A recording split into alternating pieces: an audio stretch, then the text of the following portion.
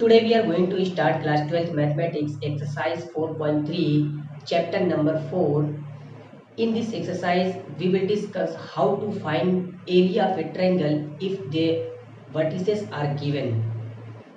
जैसा कि हम लोगों ने क्लास 10th में एरिया ऑफ ए ट्रायंगल निकालना सीखा था, अगर उसके वर्टिसेस गिवन होते थे तो कैसे हम लोगों ने एरिया ऑफ ट्रायंगल निकालना सीखा था। उसी तरीके से अगर क्लास 12 की बात करें तो क्लास 12 में हमें एरिया ऑफ ए ट्रायंगल निकालना है आपके 4.3 एक्सरसाइज में, जब आपके वर्टिसेस गिवन हो तो। लेकिन क्लास 10th और 12th में डिफरेंट क्या है, वहाँ पे हम लोगों को सिंपल एक फार्मूला यूज़ करना होता था। यहाँ पे भी आपको फार्मूला ही यूज़ करना है, लेकिन अब वो फार्मूला डिटर्मिनेंट में कन्वर्ट हो चुका है। ठीक है, तो अब डिटर्मिनेंट में उस फार्मूले को सीखना है जो हम लोगों ने क्लास 10th में सीखा था। जैसे क्लास 10th में हम लोगों ने क्या सीखा था, delta is equal to 1/2 x1 y2 minus y1/3 plus x2 y3 minus y1 plus x3 y1 minus y2। ये फार्मूला आप लोगों ने क्लास 10th में सीखा था। सेम वही फार्मूला अब इसको डिटर्मिनेंट में कैसे कन्वर्ट किया गया है, उससे हम लोग को यानी डिटर्मिनेंट यूज करके हमें किसी भी ट्रायंगल का एरिया फाइंड करना है, वो हमें सीखना है। ठीक है, तो हमने यहाँ पे वो फार्मूला लिख दिया है कि area of a triangle with vertices, अगर आपके वर्टिसेस गिवन है x1 y1 x2 y2 and x3 y3 is given by, अगर आपके गिवन है तो आप कैसे ट्रायंगल का फार्मूला निकालेंगे, यानी area of a triangle is equal to 1/2 x1 y1 x2 y2 x3 y3 1 1 1, यानी ये 1 1 1 आपके यहाँ पे होगा। ठीक है, तो इस तरीके से हम लोग किसी भी ट्रायंगल का डिटर्मिनेंट फॉर्म में एरिया निकालेंगे। ठीक है, यहाँ पे कुछ रिमार्क्स हैं जिसे हमको याद रखने हैं, क्योंकि अब हमारे पास बहुत सारे क्वेश्चन को डिलीट कर दिया गया है जो आपके सिलेबस में था पहले। तो अब हमें जो भी चीज़ें पढ़नी होंगी वो आपको बेटर पढ़नी होगी। अब एक एक पॉइंट को आपको पढ़नी होगी, कोई भी पॉइंट को छोड़ना नहीं होगा, क्योंकि अब वो छोटे छोटे पॉइंट को भी आपको पूछ सकता है बोर्ड एग्जाम में। ठीक है, तो हर पॉइंट को अच्छे से कवर करना होगा और चीज़ों को आपको थोड़ा ध्यान में रख के ही चलना होगा। ठीक है, तो आपके यहाँ जो रिमार्क है कि सिंस एरिया इज पॉजिटिव, यानी जो भी आपकी इसकी वैल्यू निकल के आएगी, अगर उसकी वैल्यू माइनस में आती है, जैसे इसकी वैल्यू अगर हमने फाइंड किया तो अगर -5 आई तो हम लिखेंगे कि area of triangle is equal to 5 होगी, यानी उसकी एरिया 5 स्क्वायर यूनिट होगी। ठीक है, और अगर प्लस में आती है तो प्लस में तो लिखना है। वही चीज दिया है कि area since area is positive quantity, area हमेशा पॉजिटिव क्वांटिटी होती है, we always take the absolute value of determinant, इसलिए इस डिटरमिनेंट की वैल्यू हमेशा आप क्या लोगे, पॉजिटिव ही लोगे। दूसरी बात है कि इफ एरिया इज गिवन, अगर आपके पास एरिया गिवन है, पहले से ही गिवन है, तो use the positive and negative value of determinant for calculation. आपको हम ये क्वेश्चन करवाएंगे, उसमें और बेटर से आपको समझ में आएगा। जैसे पहले से ही दे दिया गया कि आपके किसी ट्रायंगल की एरिया 4 यूनिट है, 4 स्क्वायर यूनिट है, तो 4 स्क्वायर यूनिट आप लिखेंगे 4, तो आप +-4 लिखेंगे इज इक्वल टू ये एरिया जो भी होगी, यानी x1 y1 1 x2 y2 1 x3 y3 1। ठीक है, किसी चीज़ की वैल्यू अगर निकालने के लिए बोल दिया हो तब आपको प्लस माइनस लेके ही सॉल्व करना होगा। के की, ए की, या किसी भी एक पॉइंट की वैल्यू आपको पूछता है वहाँ से, तब वहाँ पे प्लस और माइनस आपको लेके सॉल्व करना होगा। ये बात अगर नहीं भी समझ में आई है तो हम जब क्वेश्चन लेंगे आपकी एक्सरसाइज में तो वहाँ पे आपको एकदम क्लियरली समझ में आ जाएगा। तीसरी बात है the area of triangle formed by the area of triangle formed by 3 collinear points is 0, that is 0। यानी किसी भी ट्रायंगल की एरिया कैसे फाइंड करते हैं आप, जब आपके पास 3 पॉइंट होते हैं, 3 वर्टिसेस होते हैं, तब यहाँ से x1 y1 x2 y2 x3 y3, तभी आप इसकी वैल्यू फाइंड करते हैं। ठीक है। और अगर ये कॉलिनियर हो गए, ये तीनों पॉइंट कॉलिनियर हो गए, इट मींस ये तीनों पॉइंट एक लाइन के ऊपर आ गए। यानी ये मान लीजिए कि ये ए पॉइंट है, ये आपका बी पॉइंट है, ये आपका सी पॉइंट है। तीनों पॉइंट आपके मान लीजिए ये ए आर इसी लाइन के ऊपर है, सॉरी ये बी वाला, ये बी पॉइंट था, बी इसी पे है, और ये ए वाला भी यहीं पे आ गया, और ये सी वाला भी इसी के ऊपर आ गया। यानी तीन के तीनों पॉइंट एक लाइन के ऊपर आ जाते हैं, तो ऐसे पॉइंट को हम क्या बोलते हैं, ये कोलिनियर हो गए। ठीक है। अब आप खुद बताइए, ये ट्रायंगल था और ये पॉइंट आपका उसी लाइन के ऊपर आ गया। अब इस ट्रायंगल की, अब ये ट्रायंगल रह गया क्या? तो क्या इस ट्रायंगल की, ये ट्रायंगल तो रह ही नहीं गया, तो फिर एरिया की बात ही खत्म। तो यहाँ कोई एरिया है क्या इस ट्रायंगल का? ये ट्रायंगल है ही नहीं। तो उस ट्रायंगल की वैल्यू क्या हो जाती है? जीरो हो जाती है। इट मीन्स इस डिटर्मिनेंट की वैल्यू क्या हो जाएगी? पूरी ये जीरो हो जाएगी। तो अगर हम क्रॉस मल्टीप्लिकेशन करेंगे यहाँ से, तो 2 मल्टीप्लाई बाई जीरो, तो ये भी जीरो हो जाएगी। इट मीन्स इस पूरे की वैल्यू आपकी क्या हो जाएगी? जीरो हो जाएगी। ठीक है। अब हम एक्सरसाइज 4.3 के कुछ क्वेश्चन करेंगे और उसे और अच्छे से समझने की कोशिश करेंगे। ठीक है। एक्सरसाइज 4.3 का फर्स्ट क्वेश्चन है कि find the area of the triangle if the vertices are given. अगर आप उसके वर्टिसेस गिवन है तो आप ट्रायंगल का एरिया फाइंड कीजिए। ठीक है। तो आप यहाँ से एक काम कर लीजिए कि किसी भी पॉइंट को, या तो आप इस पॉइंट को x1 y1 मानिए, या इसको आप x1 y1 मानिए, या इसको x1 y1 मानिए। ठीक है। x1 y1 अगर इसको मानते हो, इसको आप x2 y2 मान लीजिए, इसको x3 y3। तो आप किसी को भी x1 y1, किसी को भी x2 y2, किसी को भी x3 y3 मान सकते हैं। आप फ्री है, कोई ज़रूरी नहीं है कि किसी एक को मानिए। ठीक है। मैं इसको मान रहा हूँ, ये हमारा x1 y1 है, ये हमने मान लिया। ये हमारा x2 y2 हमने मान लिया है। ठीक है। और ये हमारा x3 y3 हमने थोड़ी देर के लिए अपनी आसानी के लिए मान लिया है कि ये हमारा है। तो हमारा डेल्टा इज इक्वल टू क्या होता है, क्योंकि हमें एरिया निकालना है। Delta is equal to 1/2 determinant. ठीक है।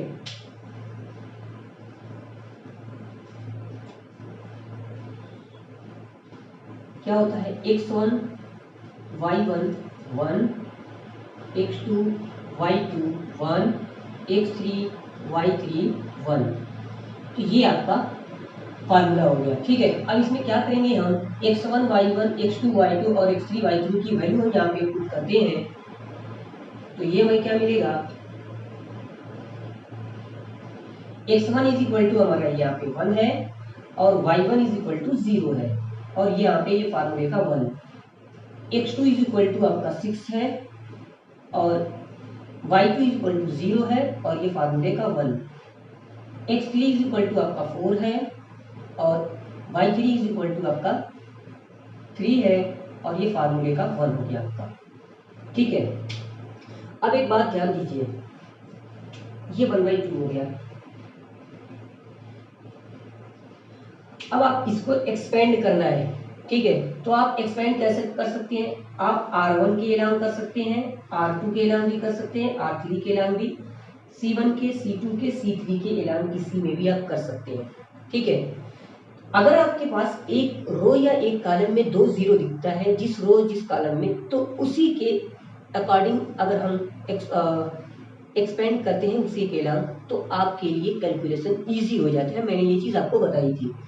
तो आप देखिए, ये प्लस होता है, ये प्लस होगा तो ये माइनस होगा, ये प्लस होगा, ये माइनस होगा, ये प्लस होगा। ठीक है। इस तरीके से तो आप देखिए C2 के एलान आप देख लीजिए। C2 के एलान अगर मैं इसको एक्सपेंड करता हूँ, तो ये देखिए, ये प्लस होगा आपका, ये माइनस होगा, ये प्लस होगा। तो ये बताइए कितना, ये क्या होगा? अल्टरनेट होता है, अगर एक माइनस है तो अगला प्लस होगा, तो ये प्लस होगा, और ये वाला क्या होगा? सिंबल माइनस होगा। ठीक है। तो मैं C2 के एलान इसको एक्सपेंड करता हूँ। ठीक है। चाहे तो आप यहाँ पे लिख भी सकते हैं एक्सपेंडिंग एलान C2, या आप ऐसे ही कर सकते हैं। ठीक है। तो जिसके एलान आप करना है, देखिए मैं आपको दिखाऊंगा कि C2 के एलान करने में आपको कैलकुलेशन कितना इजी होता है। देखिए, अगर C2 के एलान करना है तो ये -0 रखना है पहले, -0। ठीक। और ये पोर्शन आपको कवर कर देना है। जो लिखते हैं उसका रो और उसका कॉलम कैंसिल हो गया, तो आप इसका रो और इसका कॉलम कैंसिल कर दीजिए। तो आप खुद देखिए, इसके ब्रैकेट में जो भी चीज़ आएगी, जब 0 से मल्टीप्लाई होगा तो क्या होगा? ऑब्वियसली 0 आएगा। यहाँ पे कैलकुलेशन करना ही नहीं है आपको। नेक्स्ट, अब आपको 0 लिखना है, तो प्लस 0 करना है, प्लस 0। ठीक है, अब ये 0 है तो इसके में भी आपको कैलकुलेशन नहीं करना है। ठीक, अब आपको माइनस वाली वैल्यू लिखना है, तो -3 अब आपको यहाँ लिखना होगा। ठीक है, तो आप देखिए 3 आपका जो क्वेश्चन था उसमें से सिर्फ एक ही की वैल्यू आपको कैलकुलेट करना पड़ेगा, लेकिन अगर R1 के लाइन करते तो आपको 2 को करना पड़ता। ठीक है, और किसी के लाइन करते तो आपको और ज़्यादा करना पड़ता। तो इसलिए हम लोग, ये कोई ज़रूरी नहीं है, ये आपके ऊपर डिपेंड करता है कि आप कितनी आसानी से कैलकुलेशन निकाल सकते हैं। ठीक है, ये आप कैलकुलेशन कर सकते हैं। तो हम -3 है तो ये 3 लिखे हैं, तो इसके कॉलम और इसके रो को जब हम लोग स्किप करते हैं तो ये देखिए क्वेश्चन क्या मिलता है, 1 × 1 6 × 1। तो 1 × 1 कितना होगा, 1 होगा, माइनस ये फार्मूले का है, माइनस देखिए ये आपका 1 × 1, ठीक, 6 × 1। ठीक है, तो 6 × 1 यहाँ पे 6 हो गया। तो इस तरीके से आप देखिए ये 0 हो गया, ये 0 हो गया, ये -3 है, ये देखिए 1 - 6 -5 होगा तो माइनस माइनस प्लस 15 हो जाएगा। ये आप एक बार और कैलकुलेट कर सकते हैं, 1/2 ये माइनस है, -3 मल्टीप्लाई बाई ये -5। तो इस तरीके से माइनस इंटू माइनस प्लस हो जाएगा, 5 3 से 15, तो आपको मिलेगा 15 divided by 2 square unit. Area आप निकाल रहे हैं इसलिए यूनिट लिखना मत भूलिएगा। ठीक है, तो स्क्वायर यूनिट आपका 15 डिवाइडेड बाई 2। तो इस तरीके से आपको वेरी इजी क्वेश्चन था आपका, ये एक्सरसाइज 4.3 का फर्स्ट पार्ट था ये। ठीक है, इसमें बचे हुए पार्ट जो भी हैं वो आप कर लीजिएगा। अब हम लोग करेंगे क्वेश्चन नंबर 2। क्वेश्चन नंबर 2 है, show that the point A B plus C B comma C plus A C comma A plus B are collinear.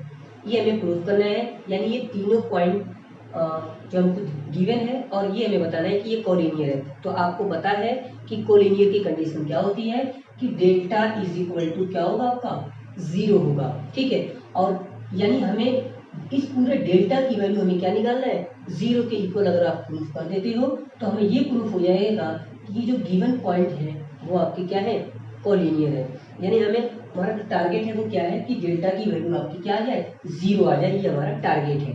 ठीक है, तो डेल्टा इज इक्वल टू आप क्या जानते हैं, delta is equal to 1/2 determinant x1 y1 1 x2 y2 1 x3 y3 1। ठीक है, तो आप इसको x1 y1 x2 y2 x3 y3 आप इसको लेट कर लीजिएगा। ठीक है, तो यहाँ पे 1/2 अगर वैल्यू हम यहाँ पे पुट करते हैं तो x1 इज इक्वल टू ए होगा। ठीक है, और y1 is equal to B plus C और ये 1। ठीक है, x2 is equal to B C plus A, ये हो गया 1। सी y3 इज इक्वल टू और x3 इज इक्वल टू सी और ये a प्लस बी, ये 1 हो गया आपका। ठीक है, 1/2। देखिए यहाँ पे किसी भी रो किसी भी कॉलम में आपके 0 नहीं दिख रहे हैं तो हम लोग जनरली इसे R1 के अलावा ही एक्सपेंड करते हैं। ठीक है, तो हम R1 के अलावा अगर एक्सपेंड करते हैं, देखिए ये प्लस होगा, ये माइनस होगा, ये प्लस होगा। ठीक है, तो आपके ए है ये पहले, तो प्लस ए है तो हम ए लिखेंगे ए, और यहाँ पे आप कर्ली ब्रैकेट लगा रहे हैं। देखिए ए लिखे हैं तो उसको उसके रो और कॉलम को आप ऐसे छुपा लीजिए, स्किप कर लीजिए। अब आप मल्टीप्लिकेशन कीजिए 1 का मल्टीप्लाई सी प्लस ए के साथ। देखिए आप मल्टीप्लिकेशन करने में थोड़ा सा कंफ्यूज हो जाते कभी कभी कि इसका मल्टीप्लाई पहले करना है कि इसका मल्टीप्लाई पहले करना है। तो आप दाहिने हाथ जाइए, दाहिने हाथ ये आपका ये पहले आ रहा है, यानी 1 का मल्टीप्लाई नीचे से ऊपर जाइए, 1 का मल्टीप्लाई सी प्लस ए, ये हमेशा आप कभी गलती नहीं करेंगे दाहिने हाथ से। ठीक है, 1 का सी प्लस ए के साथ तो सी प्लस ए ही आएगा, सी प्लस ए आएगा। ठीक है, माइनस ब्रैकेट में अब ए प्लस बी का 1 के साथ तो ए प्लस बी आएगा। ठीक है, तो ये ए का हो गया आपका।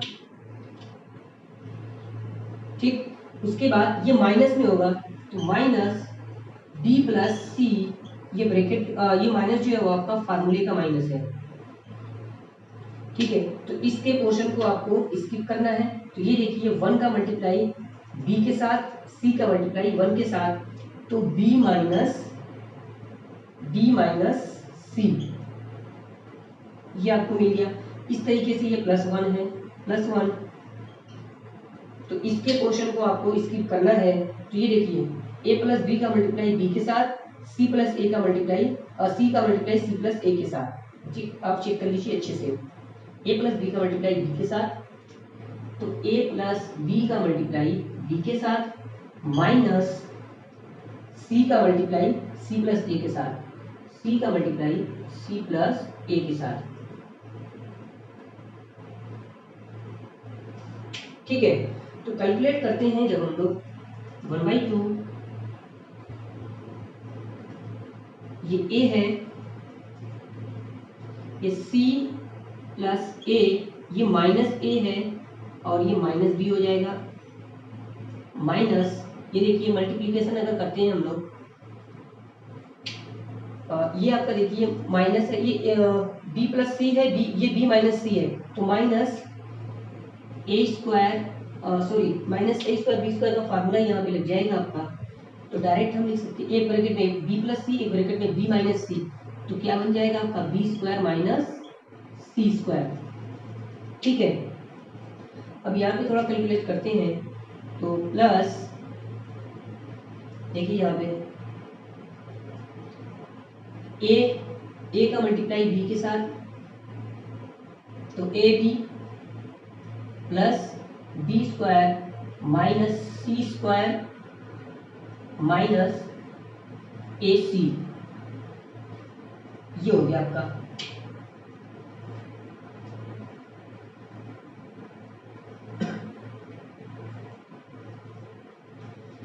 यहाँ पे देखिए आप, ये आपका कैंसिल हो गया। तो इस तरीके से 1/2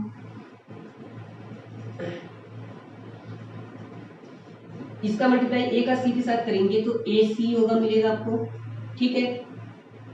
उसके बाद माइनस ए बी, ये देखिए minus B square minus minus plus C square, और ये plus A B plus B square minus C square minus A C, ठीक है। देखिए ए सी है आपका, ये ए सी प्लस में है, ये ए सी माइनस में है, ये वाला पोर्शन इस पोर्शन से कैंसिल हो गया है, ठीक है। और माइनस ए बी है, ये प्लस ए बी है, तो इस तरीके से ये वाला पोर्शन ये भी आपका कैंसिल हो रहा है, यानी ये पूरी वैल्यू क्या मिलेगी आपको 0 मिल जाएगी, ठीक है। तब हम कहेंगे कि the given point are collinear, जो भी आपके पॉइंट गिवन थे वो क्या हो जाएंगे आपके कोलिनियर हो जाएंगे। इस तरीके से ये भी क्वेश्चन आपका कंप्लीट होता है। Now the next one, question number 3 है हमारा कि find the value of k if area of triangle is 4 square units.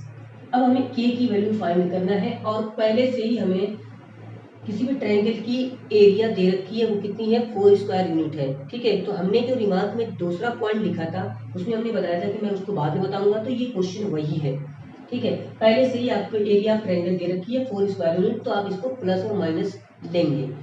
तो एरिया ऑफ ट्रायंगल हमको पता है कि वो क्या होता है, यानी triangle is equal to 1/2 x1 y1 1 x2 y2 1 x3 y3 1, ठीक है। और एरिया ऑफ ट्रायंगल कितना है 4 स्क्वायर यूनिट, तो हम यहाँ पे क्या लेंगे प्लस माइनस 4 लेंगे, ठीक है। इज इक्वल टू 1/2 x1 की वैल्यू हमारे पास यहाँ पे k है और ये भी 0 है y1 की, x2 की वैल्यू है और ये आपका फार्मूले का 1, x2 की वैल्यू 4 है और y2 की वैल्यू आपके 0 है, x3 की वैल्यू आपको 0 है और x3 की वैल्यू 0 है और y3 की वैल्यू आपको 2 है, और ये फार्मूले का आपका फॉर्मूला चल रहा है। यहाँ से क्रॉस मल्टीप्लिकेशन करते हैं, k की वैल्यू फाइंड करना है, क्रॉस मल्टीप्लिकेशन करेंगे तो ये आपको मिलेगा plus minus 8 is equal to, ठीक है। अब इसको आपको एक्सपेंड करना है, तो आप इसको एक्सपेंड कीजिए तो देखिए यहाँ से फिर से वही बात आ गई, ठीक है। C2 के आप C2 के अलावा एक्सपेंड करिए या आप K के अलावा भी एक्सपेंड कर R1 के अलावा भी एक्सपेंड कर सकते हैं। तो मैं C2 के अलावा कर रहा हूँ, ये प्लस ये आपका प्लस होगा, ये माइनस होगा, ये आपका प्लस होगा, ठीक है। सॉरी, ये आपका माइनस होगा, ये प्लस होगा, ये आपका माइनस होगा, ठीक है। तो मैं डायरेक्टली आप यहाँ पे लिखता हूँ, तो ये क्वेश्चन आपका क्रॉस मल्टीप्लाई हो चुका है, तो ये होगा आपका -0, तो इसको कैलकुलेट करना ही नहीं है। फिर +0, इसको भी कैलकुलेट नहीं करना है। -2, ठीक है, -2, इसको आप स्किप कर लीजिए, ये क्वेश्चन और ये नीचे वाला। तो 1 इंटू के आएगा, ठीक, 1 इंटू के, और ये 4 इंटू 1 -4, ठीक। अब यहाँ पे थोड़ा कैलकुलेशन कर लीजिए, तो +-8, इसको आपको कैलकुलेशन करना ही नहीं है। ये -2k माइनस माइनस प्लस 4 2 8। अब यहाँ पे आपको दो कंडीशन है, दो कंडीशन लेके सॉल्व करना होगा, taking positive sign, taking negative sign, ठीक है। तो यहाँ पे लिखेंगे टेकिंग पॉजिटिव साइन, हम पहले पॉजिटिव साइन लेंगे। अब देखिए पॉजिटिव साइन लेने में आप इसको मत प्लस कर दीजिएगा, तो पॉजिटिव साइन में जहां पे आपको प्लस और माइनस दोनों चीजें लिखी हैं वहीं पे आपको सिर्फ पॉजिटिव लेना है, यहाँ पे आप पॉजिटिव मत कर दीजिएगा, ये चीज आपके एज इट इज होगी, यहाँ पे आपको प्लस लेना है। तो +8 इज इक्वल टू -2k + 8, तो 8 से 8 कैंसिल हो जाएगा, ये 0 मिलेगा आपको, तो 0 इज इक्वल टू -2k, तो आपको k इज इक्वल टू क्या मिला है आपका 0 मिला है, ठीक है।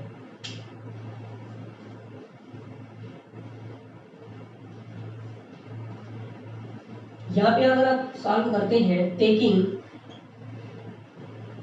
नेगेटिव साइन, नेगेटिव साइन जब यहाँ से लेते हैं तो -8 इज इक्वल टू -2k + 8, ये प्लस वाला माइनस मत कर दीजिएगा, ठीक है। तो -8 और ये लेफ्ट साइड लेके आइए, -8 इज इक्वल टू -2k, तो -16 इज इक्वल टू -2k, तो -16 upon -2 is equal to k, तो माइनस से माइनस कैंसिल, ये हो गया आपका 8, तो k इज इक्वल टू आपका कितना है 8 और k इज इक्वल टू 0, तो ये आपका क्या मिला है आंसर मिल गया है, ठीक है। तो इस तरीके से आपको प्लस और माइनस दोनों लेके सॉल्व करना था, ठीक है। एक क्वेश्चन और करेंगे, क्वेश्चन नंबर 4 का फर्स्ट पार्ट। क्वेश्चन नंबर 4 है हमारा, 4 का फर्स्ट पार्ट है कि find the equation of A line joining 1 2 and 3 6 using determinant. तो ये क्वेश्चन आप क्लास 11th में भी किए होंगे, लेकिन वहाँ पे डिटरमिनेंट यूज करके नहीं किए होंगे।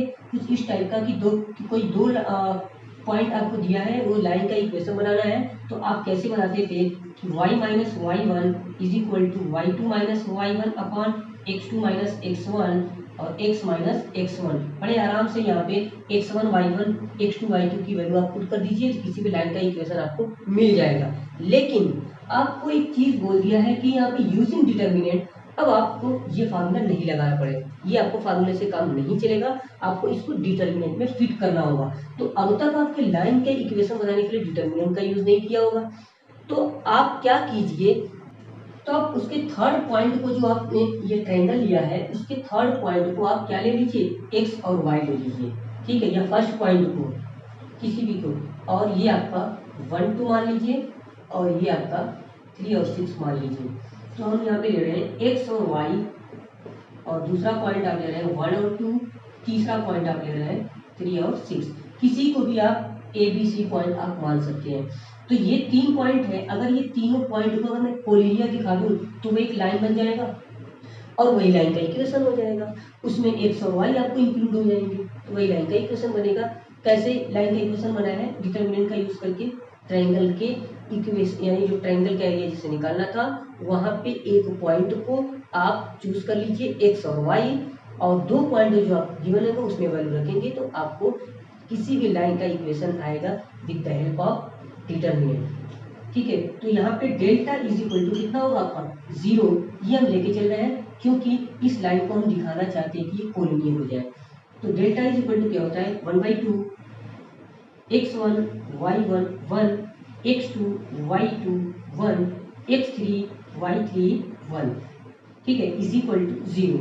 यहाँ से क्रॉस मल्टीप्लीकेशन करिए, इसे 0 हो जाएगा, ठीक है। और x1 की वैल्यू आप यहाँ पे रखते हैं, x1 इज इक्वल टू आपका क्या है, x1 इज इक्वल टू आपका x है और ये y है, ये 1 है, x2 इज इक्वल टू आपका 1 है और y2 इज इक्वल टू 2 है, x3 इज इक्वल टू 3 है और y इज इक्वल टू 6 है, y3 इज इक्वल टू 6 है और ये 1 है, ये भी 1 है, इज इक्वल टू 0। अब यहाँ पे आपको एक्सपेंड करना है, तो आप R1 के एलांग या किसी के एलांग कर दीजिए। तो मैं R1 के एलांग कर रहा हूँ, तो R1 के एलांग कर रहा हूँ, तो यहाँ पे x, ठीक है, तो इसलिए आप स्प्लिट करिए, तो 1 2 2 और ये -6, 2 -6, ये प्लस में था, ये अगला माइनस में होगा, माइनस y, ये क्वेश्चन आपका 1 × 1 और 3 × 1, तो 1 - 3 × 1 3 होगा, ठीक है। इस तरीके से आपका ये प्लस होगा, +1, तो ये पोर्शन आपका कैंसिल हो गया, ठीक है। ये 6 × 1 6, 3 × 2 6 6, ये भी हो जाएगा, तो 6 - 6 ये आपको मिला है, ठीक है, इज इक्वल टू 0। थोड़ा इसको कैलकुलेट करते हैं, तो ये -4 हो जाएगा, तो -4 × x माइनस ये -2 हो जाएगा, तो minus minus plus plus 2y, ठीक है, ये आपका 0 हो जाएगा, 0 इज इक्वल टू, ये पूरा पोर्शन आपका 0 हो जाएगा, इज इक्वल टू ये आपका 0 है, ठीक है।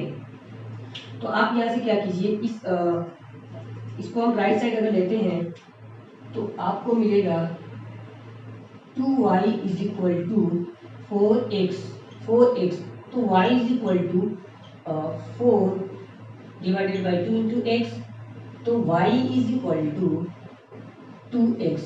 ये आपके एक लाइन का इक्वेशन है। लाइन का इक्वेशन क्या होता है, y is equal to mx plus c, जो आपको ओरिजिन पॉइंट से जाता है, ठीक है। तो इस तरीके से ये आपके लाइन के इक्वेशन मिल गए हैं, जो आपके 2 पॉइंट गिवन था, एक पॉइंट को आपने चूज किया ताकि वो आपको ट्रायंगल के इक्वेशन में रखा जाए। ट्रायंगल इक्वेशन में रख के ही हम लोगों ने एक दिमाग लगाया कि उसको क्यों ना हम लोग कोलिनियर प्रूफ कर, जब कोलिनियर हमने उसको ले लिया तो 0 की इसको दिखा के हम लोग लाइन का इक्वेशन हम बड़े आराम से फाइंड कर सकते हैं। बाकी बचे हुए क्वेश्चन जो है वो आप कर लीजिएगा, उसमें जो भी प्रॉब्लम होगी वो आप ज़रूर कमेंट कीजिएगा, ठीक है। Thank you.